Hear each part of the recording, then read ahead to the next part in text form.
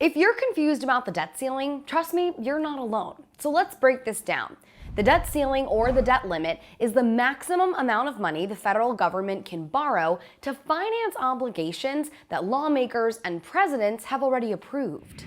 The US government, when they reach that limit, they can no longer take any more additional debts. Professor Alexandre Padilla is the chair of the economics department at Metropolitan State University, Denver, and he's going to help walk us through this very concept. The debt ceiling has been raised over 100 times between the World War II and nowadays. And it currently stands at $31.4 trillion. On January 19th of this year, the U.S. hit its limit on how much money it can borrow. That forced the Treasury Department to initiate what they are calling extraordinary measures in order to have enough cash flow to fulfill those obligations. Essentially, officials will alter certain federal investments to preserve the country's credit until the summer. That buys lawmakers time to either pass or suspend legislation to increase that borrowed amount. Because if the country can't borrow any money, then it can't pay its bills. And if the Congress don't agree on raising the debt ceiling, the government is going to default on their debt, which could lead to very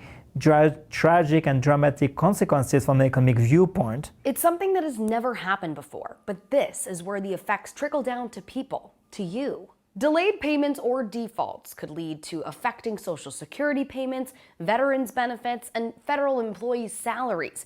We could even go as far as see a recession come into play and have millions of job losses.